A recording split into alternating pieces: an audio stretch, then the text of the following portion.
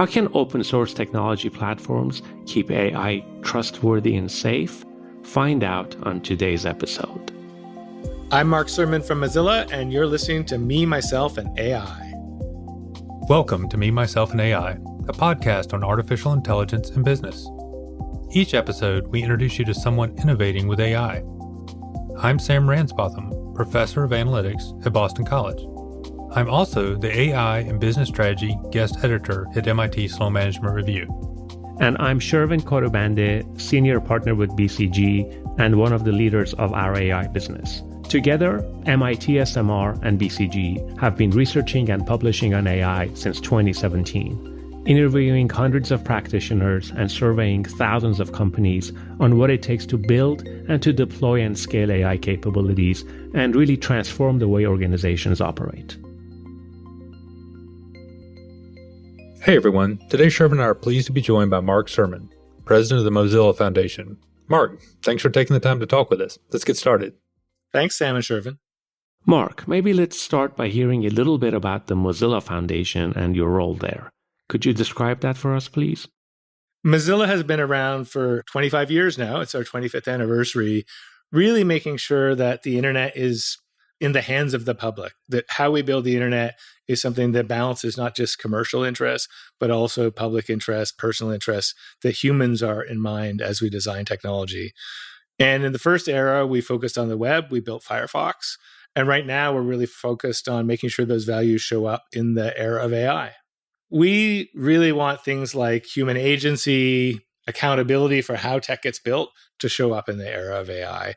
And we talk a lot about that when we hear people talking about responsible AI, but it's not how we see what gets built for us. Often there's just a rush to get stuff out the door. We've seen that really a lot in the last year with all the GPT-X and everything else. These things rolling out to billions of people without a lot of consideration for how they might impact people. And so really that's what we're trying to do, is make sure that that changes. Trying to make sure it changes through advocacy, trying to make sure it changes through building new open source AI, and also slowly by building AI into things like Firefox, but in a way that actually keeps people in mind, keeps them safe, empowers them. I think that keeping people in mind is big. You use the phrase human agency a lot. One of my personal pet peeves is when we talk about artificial intelligence does X, artificial intelligence does Y. People use these tools to do something. And when we use phrases like AI does something, I think we sort of abdicate any responsibility as if, oh no, it's the machine doing it. We got to retain some of that agency here, that we are in charge, or we can be, at least for a while in charge. So what are these sorts of initiatives that you're talking about to, for example, with the foundation and Trustworthy AI and the progress you made in Mozilla Ventures? Tell us about some of these initiatives. Well, I think that's right. People need to be in charge, and it isn't AI that does things. Sometimes actually it is companies that own big pieces of AI that do things. And so a lot of what we are working on is how you put AI in the hands of people or smaller companies or developers. So one example of that is around open source large language models. You're hearing a lot about open source large language models, but how many of us have actually used them for something? Use them to build a personal assistant, use them to help do sensitive research, use them in our work or our everyday lives. And so we've launched a company, Mozilla.ai, that's about taking open source large language models and making them user-friendly, making them trustworthy, letting you use them on your own personal data in a way that you control. You'll see things coming out of Mozilla.ai early in this year. Some of the other things we're doing is looking at how you take the current wave of AI and roll it into something like in a browser, but not in a way that's about selling you something, actually in a way that helps protect you or helps you make better choices. So over the course of the next few months, we're rolling something called FakeSpot, a company we bought, into Firefox that uses AI to help you spot scams, help you spot fake ratings. And so it's those kind of things, taking the current wave of technology and putting it into the hands of people to make decisions for themselves. So I like that, let's say, a push towards making the plumbing of artificial intelligence easy for people to use. Otherwise, it's going to be dominated by the large technology giants who can afford to put these models in place. And you mentioned the large language models. Obviously, They're fascinating and they're amazing, but they're also developed and delivered by large technology companies that don't have my personal objective function in mind. And maybe this model that you've talked about, when you get this plumbing available and open for other people, then we can start to have artificial intelligence. Its optimization algorithm is about what Sam wants, not what random technology company wants. How far are we from being able to do that? I think we're a ways away from being able to optimize the AI for us, but not as far as we think. So we're at a spot that I think is similar to when Linux came out, which it was an alternative to Microsoft, but it wasn't an alternative that most people could use. And then it got to the place where developers could use it. And then you started to see like user-friendly desktop Linux. And we're at a spot where the core of that, more and more people are coming out with open source large language models. How you deploy them, how you use them for what you want, that's hard right now. I would say over the course of this year, you're going to see more and more people come out with stuff that lets developers use open source large language models instead of turning to the big cloud hosted models. And then over the next couple of years, those are going to turn into things that all of us can use for what we might start to call open source personal AI. The analogy to Linux, I hadn't really thought about that, but it seems interesting from a couple of perspectives. One, most of us don't actually, even now, use Linux on our desktops. So, if that's the model, then I'm kind of worried that we're not going to have that penetration. On the other hand, if I switch around and think of how much Linux runs the whole of the internet, then I'm wildly optimistic. And so maybe your point about if we can get the developers of tools out there, then the market will decide about that objective function. If we have competing developers out there using these tools, then maybe the market will help with that. Well, what happened with Linux was it became the underpinning for Web 2.0. Linux, Apache, Firefox, and the web stack, right? Mm-hmm. Open technology allowed developers to create alternatives to Microsoft, to create whole new categories of software, of web services. I mean, you wouldn't have a lot of the social media that we use today had sort of web standards not emerged. Those companies wouldn't have got off the ground had they not been able to set up cheap Linux servers and so on. So I think that's exactly right. We have an opportunity to create a much more decentralized digital economy than the one we see emerging around the big old companies and the new AI labs that they own. I think there's a chance for something that kind of much more rich and open than that. The point you make, though, about Linux is a good one, which is, it really shifted things for developers. What shifted things for people really was the web. And it was that, if you think back even further to the mid 90s, it's like all of a sudden anybody could create a web page. All of a sudden anybody could have a digital presence, when really that was something that felt like becoming a publisher, and it was something that only rich people could do. And then we did swing back a little bit where Microsoft tried to vacuum the whole of the web back into Windows. And by the time you get to the end of the 90s, 98% of browsers are Internet Explorer, and they're all oriented towards kind of tying into the Microsoft and the Windows ecosystem. And then you had Firefox come along in 2003, 2004. And again, it kind of swings back to the people. And I think that's what we'll see in this AI era is you move from a lot of open science, a lot of open research. Like you think about the Transformer paper that actually led to large language models. That was an era where there was a whole openness in people sharing what they were doing in AI. You now see a bunch of big companies, a bunch of big momentum trying to close it down and grab it all for themselves. I don't think people are going to want to just live with that. Sure, those big companies will continue to exist, but I think you're going to see a swing back like we did with Firefox and the open web to more people wanting to control AI for themselves. I think that's an optimistic view, or one I'm positive about. I'm somewhat wary of coming across too anti-big technology company, because I do think that there's a huge role for all people in this ecosystem. But I think your final point there of worrying about some of the land grab is important. Even if the smaller language models don't end up being huge or taking off, I think their presence really helps too, because otherwise we have an unchecked development around these large technology firms, and they don't have to be dominant in the marketplace, I guess is what I'm saying, for there to be value from these sorts of initiatives. Absolutely. There's a real connection in how I see it between open source, which, if it's working out well, can give a lot of people building blocks to create their own things, and open markets and competition. And really, that's what you want, is you just want diversity. You don't want to close things down, that there's just the land grab turns into a few companies controlling how everything works. And it's just finding that balance. One of the things we were really happy to see in the US executive order on AI that came out late last year was this push to the FTC to think about competition in AI early on. And I think that's the thing that we didn't think about in the Web 2.0 era. There were a lot of land grabs, really arguably a lot of anti-competitive behavior. So it's good to be looking at that early on in the AI era.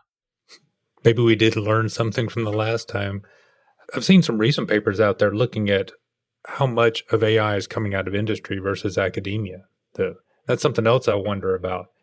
Who has the resources to pull together these models? And perhaps the Mozilla Foundation and others are necessary here, because the idea that Sam alone at night in his dark room pulled together a competing large language model is really unlikely given the resources it takes. So what's the model for Mozilla to support these? I think public options is how I think about them, in terms of people experimenting and trying things. And as you say, not all of us have the resources. In fact, most of them don't have the resources to build our own AI systems or train our own models. And you see people like the Allen Institute out of Seattle talking about building a whole kind of pool of open source large language models. You see community projects like Eleuther.ai, where people are putting their resources to train things. That's the kind of thing that Mozilla really wants to support and be a part of. So we're working with both Allen and Eleuther on this kind of stuff. And then you see governments, and I was really happy to see this, both coming out of Europe and the US last year, saying we're going to build public infrastructure that researchers and others can use. That's a trend we hope to see continue. And it's very much one that goes alongside of open source. Open source is about a set of public building blocks. We want to see those in AI. And then kind of shared infrastructure or publicly funded research infrastructure so that people can play with that open source, also critical. And together, those things can drive some innovation that's different and maybe differently interesting than what's going to come out of big companies. You mentioned that you were supporting Eleuther and Allen. Is that through Mozilla Ventures? Is that how that's working, or what's the mechanism for them? That's a good question, Shervin. We're actually working with those kind of community partners in a bunch of different ways. So Mozilla.ai, which is our R&D lab, which aims to take open source and turn it into stuff that people can use, basically. Commercial stuff, non-commercial stuff that people can use to take control of AI themselves.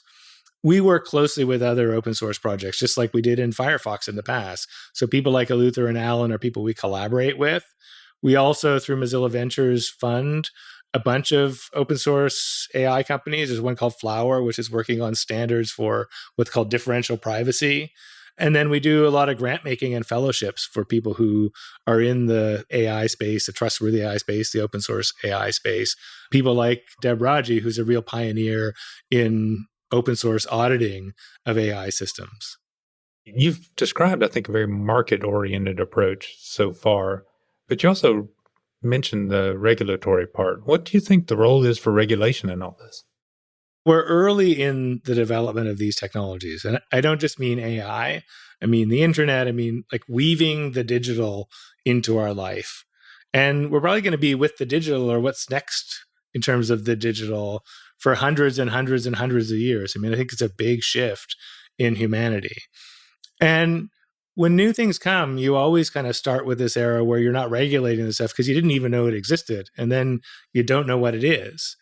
I think we've now lived with the digital long enough that everybody agrees it's time to figure out what's the balance between the public interest and private interest.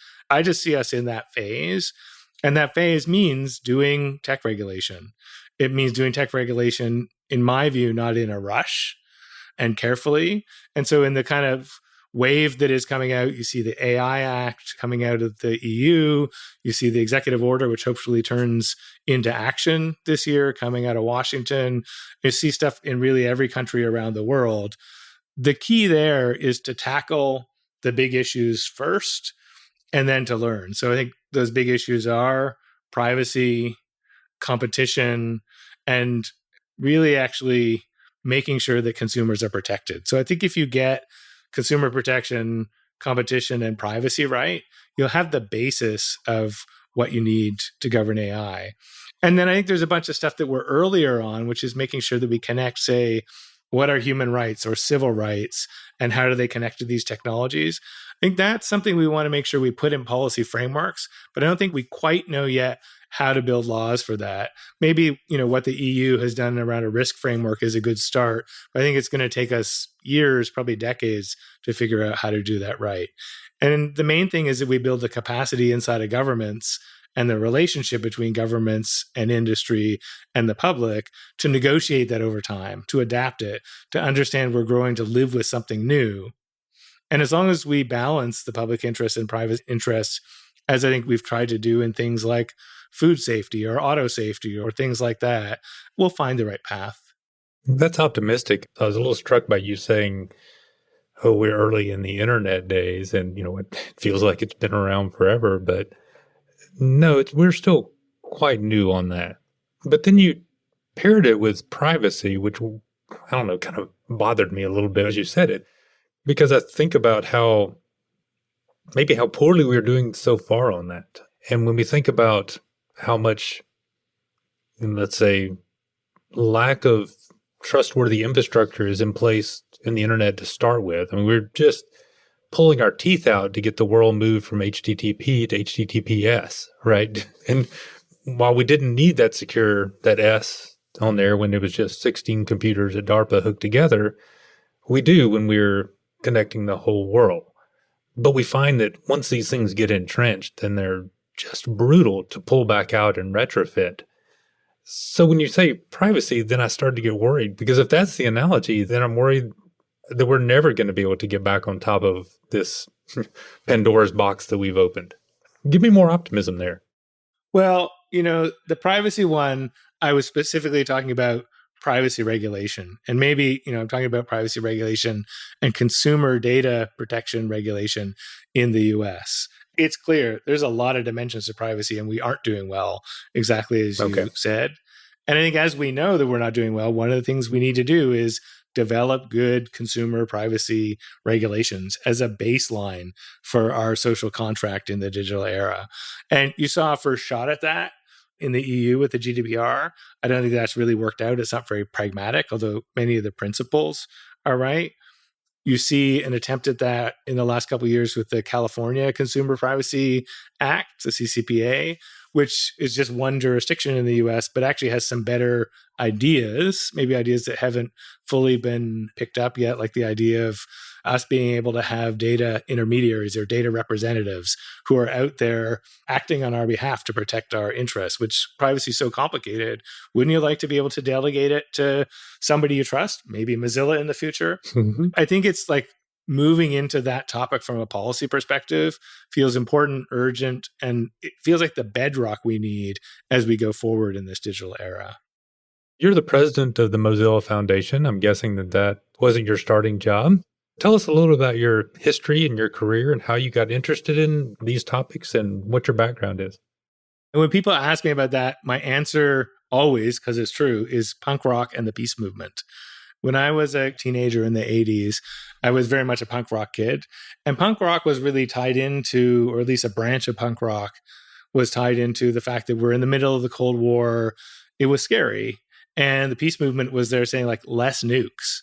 And so I was kind of into both of those things, cared about both those things. I cared about the music. I cared about the politics. And I happened to live in a very small town where I got to work in high school in a network TV station at night, running the shows, running the commercials.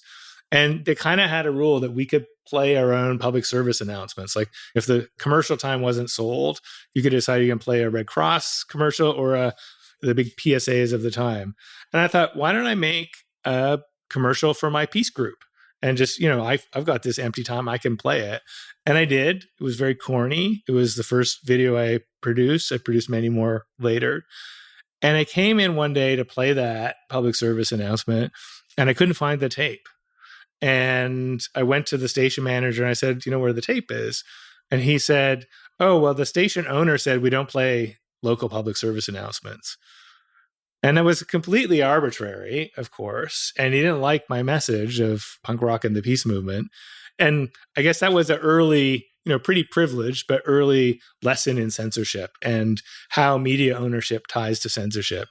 And really my whole career since that, so, went to film school, has been around focusing on people having their own voice through communications and through technology. And when the internet came in the mid 90s, I was like, oh, this kind of activist filmmaking stuff that I had started to do, I bet you can actually do a lot more with this internet thing. And, I haven't turned back since. So when you think about how Mozilla is organized, are 2 people thinking about AI? Or 7 people thinking about AI? Is somebody thinking about it in their lunch break? How are you getting these sorts of messages throughout the foundation? Mozilla obviously started out by thinking about the web. And that was the technology that defined the moment, defined what was going to happen for a decade or two, starting in the mid 90s. And a few years ago, a bunch of us got around saying, look, we can't just think about the web. This AI thing, data-driven computing, that is going to define the next few decades. And we need to take our values, openness, people having agency, privacy, and make sure that those shape where the AI era goes. And so we wrote a paper about 3-4 years ago on what we saw as a vision for trustworthy AI, and slowly started giving more grants, doing the philanthropic side. But over time, kind of everybody across Mozilla has started to say, we need to do more to make sure that AI goes in a direction that somehow reflects the values that we have. And so we set up this AI R&D company, Mozilla.ai. We set up Mozilla Ventures. About 2/3 of the companies, I think there's 30 companies in there now, are focused on trustworthy AI. And gradually in our core products, including Firefox, we're looking at how we layer in trustworthy AI. So maybe it started 4 or 5 years ago with a few of us thinking about it on our lunch break. And now we're at the spot where really everybody across Mozilla is starting to think about how do we play the role in the AI era that we played in the web era in terms of shifting the direction of things and, decentralizing power. Mark, Mozilla Foundation is about to release a report on trustworthy AI. Could you tell us a little bit about the focus of that? There's 4 things in that initial paper that we looked at.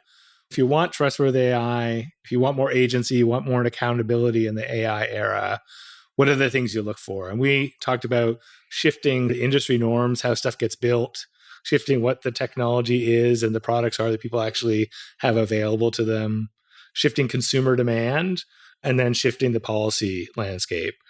And so we looked at all those things in this recent report, said, how are we doing? And interesting enough, we're doing okay on some of them and horribly on others. I mean, maybe that shouldn't be surprising. On the policy front, it's better than we predicted.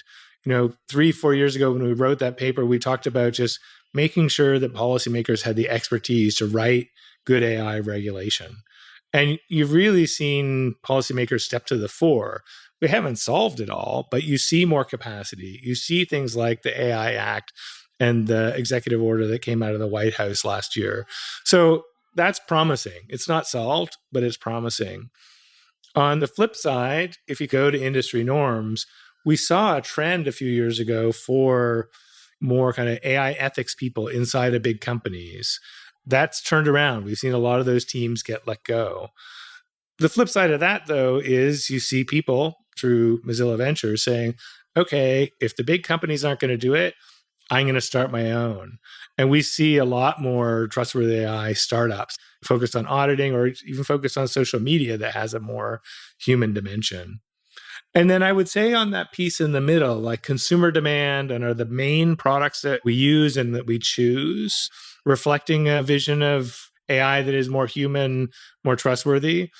I think it's a real sweet spot maybe to focus on in 2024 because you've got a real public awareness that there's something to worry about, care about in relation to AI, but you don't yet have a way for people to act.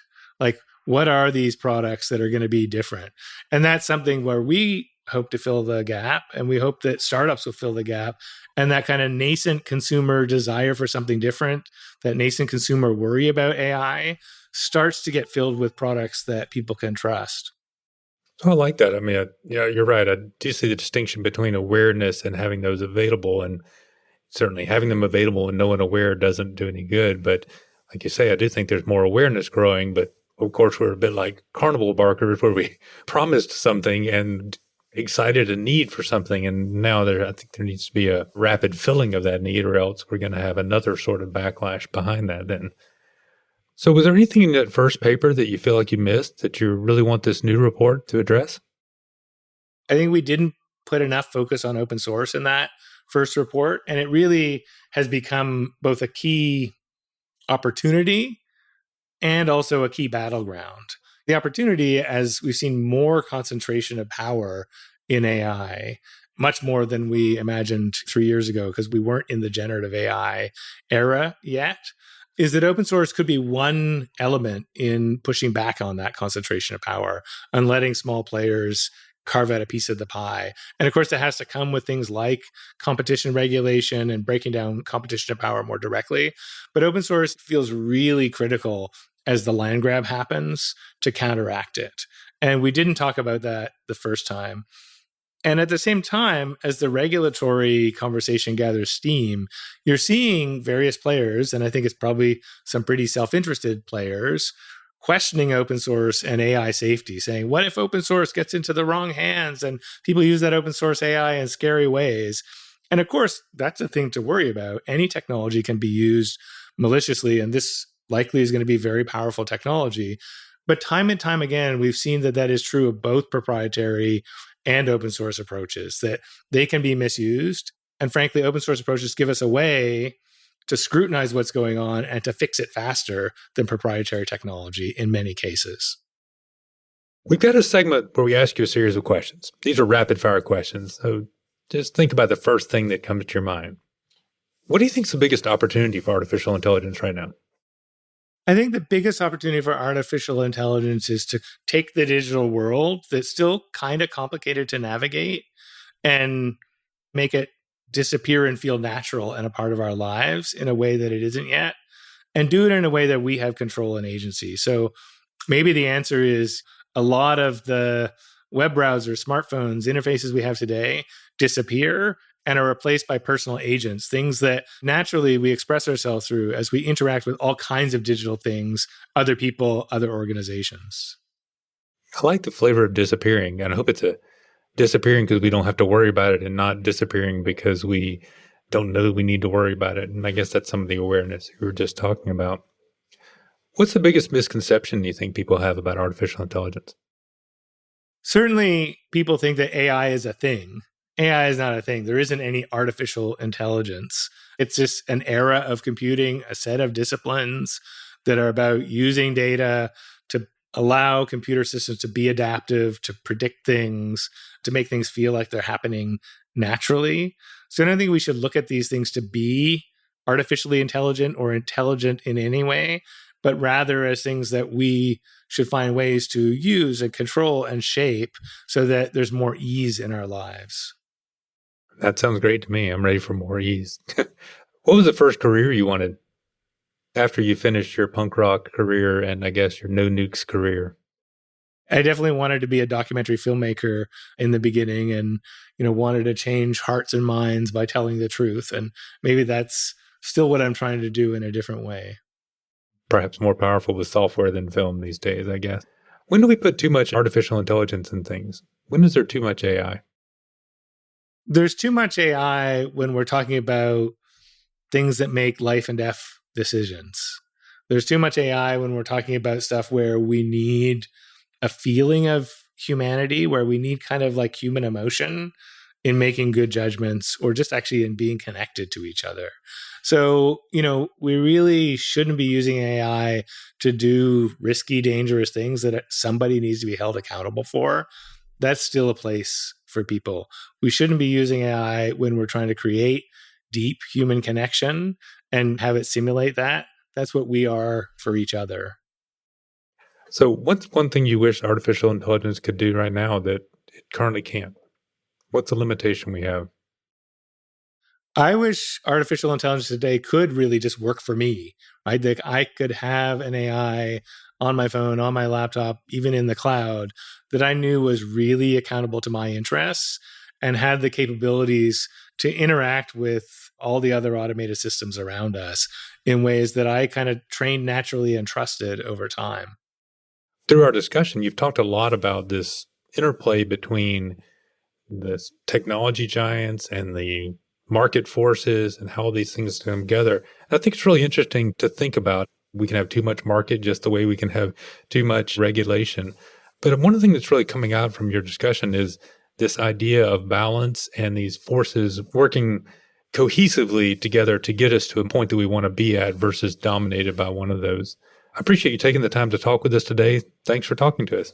Thanks, Sam and Shervin. Thanks for listening, everyone.